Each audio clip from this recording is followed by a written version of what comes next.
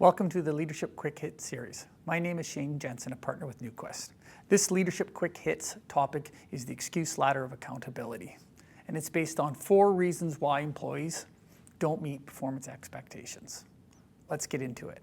This great little vignette, and as some of you might have seen in some of the leadership training work that you've done with our firm, is based upon a very simple premise that we hear all the time from our clients when we're doing a lot of executive or leadership or managerial coaching.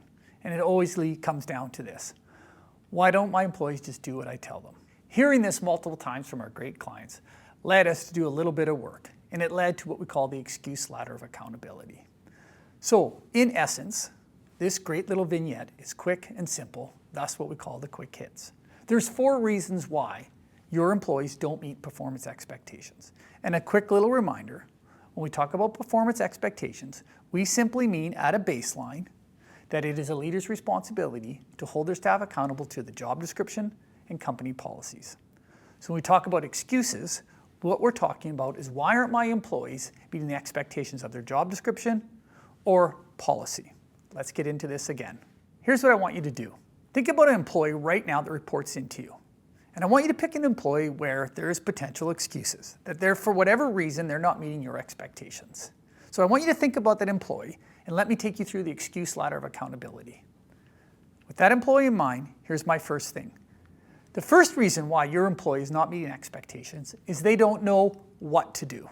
Now think about that. How many of you have been in situations in your career where you weren't clear what the expectations were? Now, if you think about it, that's a pretty good excuse. So a lot of times employees say, hang on, I don't know what to do, that's why I'm not doing it.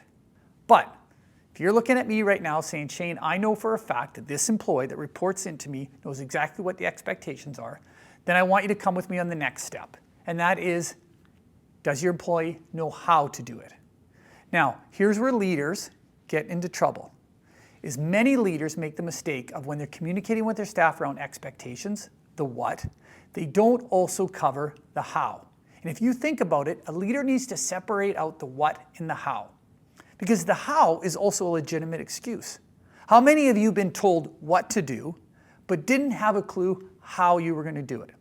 So a lot of times employees, their excuse will be, yeah, I know what to do, but I don't know how to do this.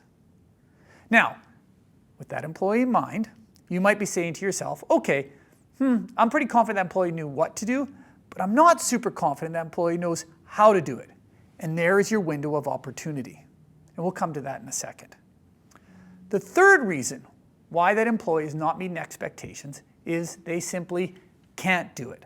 So again, if you know for a fact that you can say to me, Shane, I know for a fact they know what to do, and I know for a fact they know how to do it, then here's the third excuse. They simply can't do it because they don't have the tools or resources to get it done. It's simply outside of their locus of control. And again, put yourself in your shoes once, long ago. Do you remember when you knew what to do, knew how to do it, but for whatever reason you didn't have the right software, you didn't have the right resources, tools, equipment, and remember how frustrating that was? And it actually was a legitimate excuse. Now, you might be saying to me, Shane, I know for a fact that this employee you asked me to think about, they know what to do, they know how to do it, I've seen them do it before, and they definitely have the tools and resources. Well then here, I'll just ask you a simple question. If your employee knows what to do, and if your employee knows how to do it, and if your employee has the tools and resources to do it, then that means there's only one reason why, the fourth excuse, that they're not meeting expectations. They just don't want to. Let's come back to the won't excuse in a second. And let me ask you another question. Who's responsible for making sure employees know what to do, how to do it, and have the tools and resources to be successful?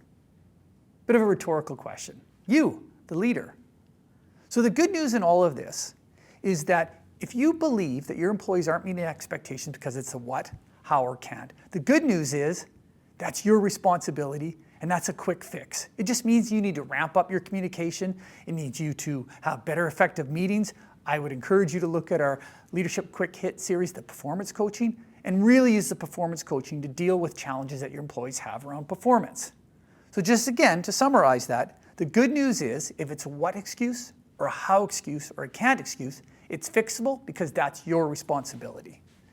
Now, very quickly, the I don't want to do it or I won't do it. If the employee knows what to do, knows how to do it, has the tools and resources to do it, and they're simply not meeting expectations, then it's a won't. And how we treat a won't excuse as a leader is very different than the what, how, and can't excuse. Because remember, we always ideally performance coach around what, how, can. This makes up our actually very popular performance coaching model. Again, take a look at that in our Leadership Quick Hit series. For the won't employee, I'll keep this simple. It's attitude. And at the heart of it, attitude is a choice. And the best way to deal with attitude is you need to attach a consequence to the employee's behavior. In the simplest sense, it's simply saying to that employee, after you've had a performance coaching chat and they still consistently do, ergo, not meet performance expectations, then I would encourage you to use the progressive discipline policy within your organization to hold that person accountable by attaching a consequence to change their behavior. That is the most effective and simplest way to deal with a won't excuse. And as a nice positive outcome to all of this, progressive discipline is not designed to fire people. It's designed to change people's behavior. And that's all we're asking. I hope you enjoyed the excuse ladder, as it plays a key part in our really popular performance coaching model, which you'll also find on our Leadership Quick Hit series. Thank you.